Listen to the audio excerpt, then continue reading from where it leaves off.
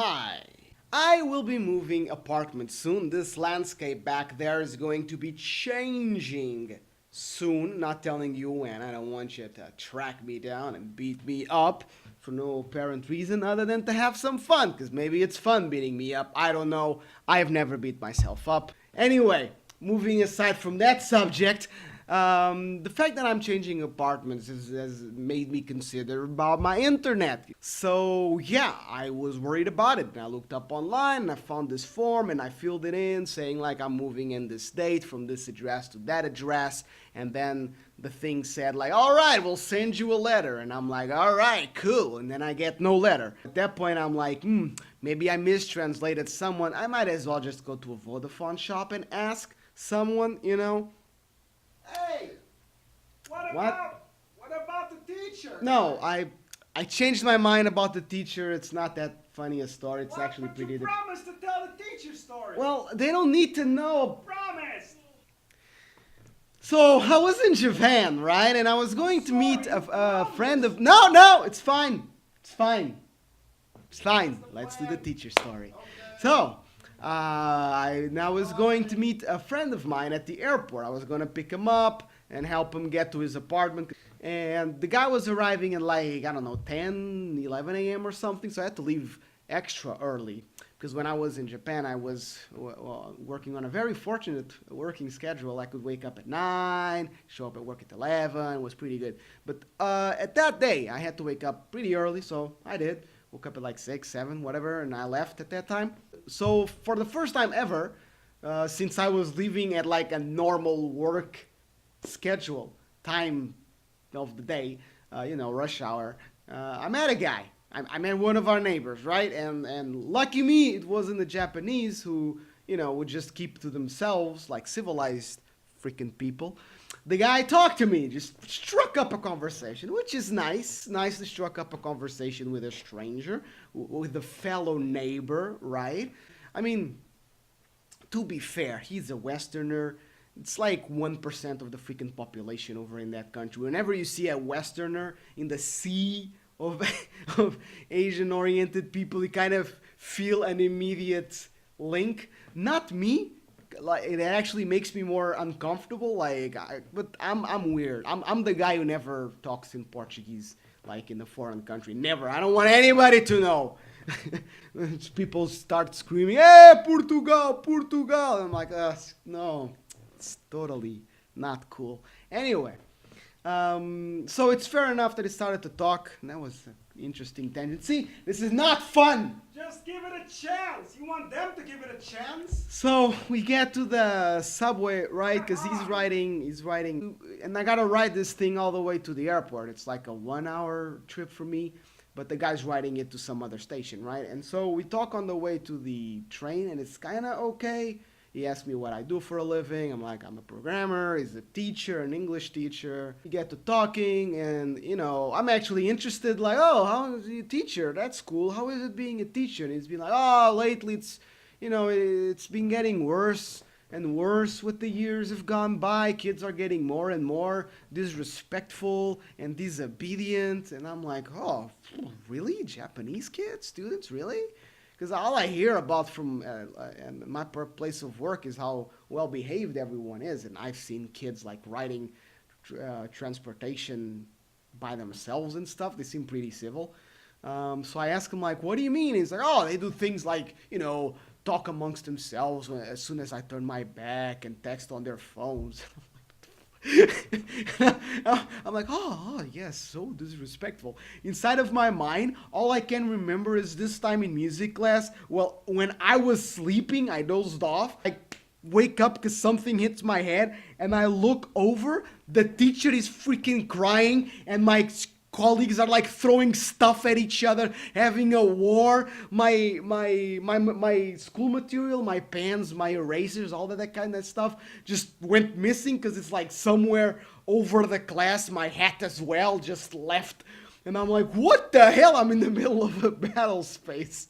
And that's my impression of kids misbehaving. And this guy is like, oh, no.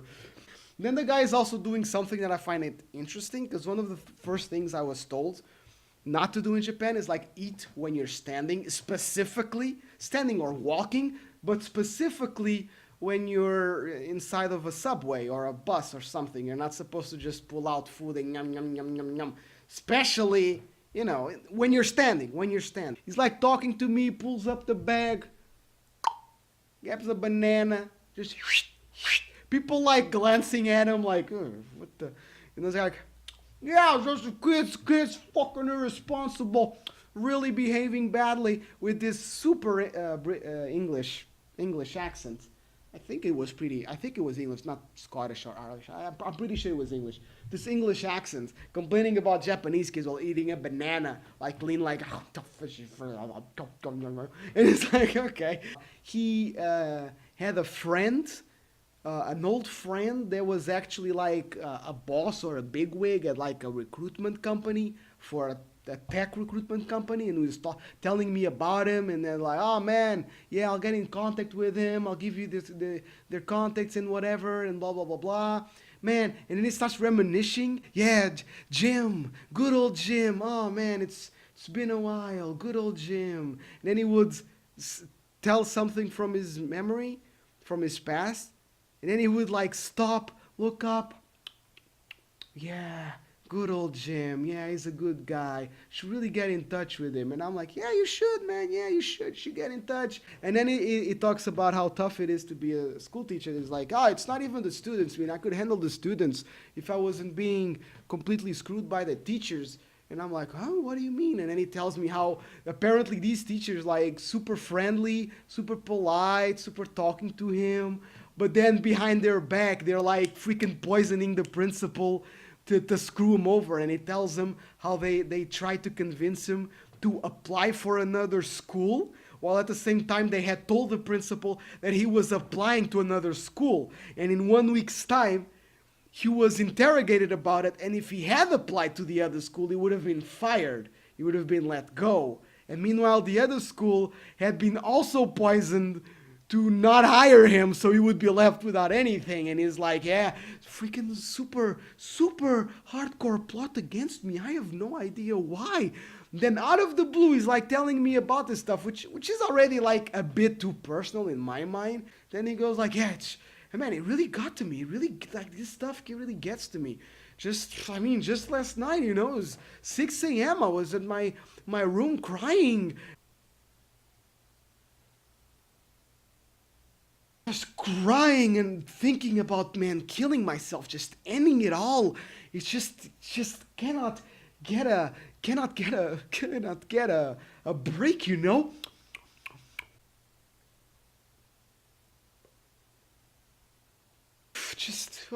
Hey, what floor do you live in, really? How about that gym guy? That was like, yeah, you should, like, I mean, if you're having troubles and you really, it seems like you could use talking to someone like him. Yeah, man, I should really talk to him.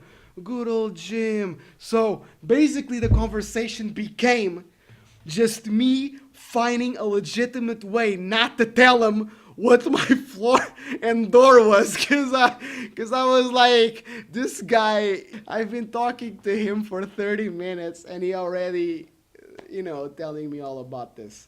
So that was pretty crazy. And then he left and I never saw him again. On one hand, I feel bad for the guy. On the other hand, I was already in a situation where showing that kind of kindness was kind of backfiring. So I was like, so I was, I was like really put aback by someone who's just, you know, just here, my baggage. Let me freaking open my baggage and throw the at you. Just here, my bucket of crap. Here you go. Can you wash any of that? Can you maybe tidy it up for me? Because I really need help. Anyway, okay, we good? Sure. I think we still have time. Can I? Guess so. Okay. So I go to a Vodafone shop and I go, hey, speak English? Because it's the same Vodafone shop, and every time I go there, it's just different people there. Same time, different people there. I don't know what that's about. Speak English. A bit. I'm like, good. All right, and I explained him the situation. I'm moving addresses. I filled out the form. It's online on the website, but I never got a letter. I don't know. I want you to tell me, like, what do I have to do to change addresses? And the guy's like, oh, you're changing addresses? Yes, like, where to? Like, outside of Hamburg? And I'm like, oh, yeah. In this other place. I mean, it's still Greater Hamburg, but it is a different district. Oh, okay, cool. We'll make you a new contract. Do you mind having a new phone? I'm like, what? Can you have a new phone number? I'm like, no. I've just been unemployed. I'm applying for jobs. I already gave out a lot of applications with my phone number. I can't change my phone number. Absolutely not. Okay. It's okay. I'll get you a new contract. It'll be way cheaper. You'll get a new phone. It'll be way better. For you who have not seen my very first rant, you should go see it. I think it's the best one because it was the most honest. My mentality, the way I looked at it, was I'd go to this shop with a need, uninformed. I ask for help and they inform me of the options and what I should do. And obviously they will suggest what is best and what is not. And then I choose whether to trust them or not, right? So the first time I went, I was like in that kind of state. I no longer have that mentality. Do not go into a store uninformed and hope for a vendor to properly inform you, because their job is not to help you. Their job is to sell stuff to you. Seller, vendor, it's the same thing, right? But I went uninformed, and this was the last time I went uninformed. So I went and he's like, I could make you a contract, it'll be way cheaper. And I'm like, oh, wait, a contract? Like a 2-year contract? Yes. But I don't want to be in a 2-year contract. I might leave in like 3 months. You sure you're going to leave? I'm very probably. And he's like, it's okay. You can cancel the contract. If you leave Germany, you can cancel the contract. So it's okay. And he's just typing stuff out. And I'm like, hey. Stop just typing away. No, I didn't talk like this. I can talk to this like to strangers in the street. He's like, yeah, just give me the new address. I'll write you a new contract. It'll be way cheaper. It's fine. And I'm like, I don't have the address here right now, but I can come back like tomorrow. I just came here for information because in the website and if I call, everything's in German. So what you're saying to me is I'm changing the addresses. I currently have a contract. And the only way I can get internet in the new address is if I make a new contract. He hesitates. That little thing crosses like the eyes I could see in the barest bottomless deeps of his soul. The instant where he decided to lie and say, yes, okay. Thank you very much. Then I'll come back later with the address. Okay. And I pack my stuff up and I leave. And I talk to some German buddies, like 2 of them, and they both say like, that sounds not right at all. So I'm like, okay, I'll go to another Vodafone shop. And this guy in the new Vodafone shop is like, I go and I like, do you speak English? He's like, yes. I'm like, oh, okay, cool. And I explain him to the situation, and he just passively looks at me. Okay, do you have the account details? I'm like, yeah, of course. Get out the whole freaking contract. There you go. And he's like, do you have the new address? I'm like, yep, here you go. He's like, okay. He's like typing stuff out. I'm like, okay, I did the request. You should get a letter with some information in a week. If you don't, you should call them. I'm like, that's it? Yeah, that's it. No contract, no anything. Why? Why would you need a new contract? Just aggressively putting shit in the backpack. Yeah, you're right. Why would I need a new contract? And I put the backpack and I leave. And it's like, do not go into a shop uninformed. And inform yourself and then go knowing what you want and just tell the seller what you want. Because if you ask him, hey buddy, this is my situation. I would like to know what my options are so I can decide what the best for me is. And he's like, oh, you're stupid. Awesome. Hey, I got a great deal for you. All right. I'm taking shares out of this. I'm going to get praised, probably a bonus for selling you this. But this is totally not the reason I'm doing this. It's just you really want to do this. It's really the best option for you. All right. So sign here under the dotted line. I understand you've got a headache. Trust me. You can trust me, all right? All right? There you go. Good signer. And then the guy can even tell the boss the truth. You know, I can imagine the seller just like, I had this stupid gringo over here, freaking just asked me, just told me like, I want a phone. Just give me a phone. And I'm like, okay, I have the worst contract imaginable for you. Do you want it? And he's like, I have a headache. Just give me a phone. And the guy just signed it. Ah, what an idiot. And that's basically my first experience versus my new experience. Like, I've got an idiot. He's going to sign this new contract. It's going to be awesome. You should come by tomorrow with the new address. Oh, man, what a fool. Instead, I make a video making fun of him. I have grown as an adult. I now know everybody wants to screw me. Well, not really screw me, but they just want to get ahead of anything. What do they care that I have to pay 60 euros a month for 2 years, even though I've made like 20 calls and accessed 3G like 3 times in the space of 20 months? They don't care. They care that they got their thing. What do they care? Why would they care? They should get ahead. They should fight to get ahead, and I should fight to stay safe and informed. This is the best argument that I could hear for just letting people be ripped off. Just let people be ripped off. It's just a little bit. I mean, 60 euros for 24 months is not a little bit, but it hasn't ruined my life, and it taught me a valuable lesson, which I should have known, because my father has been beating this into me since I've been 8, but I haven't gotten a clue until it hit me in the wallet.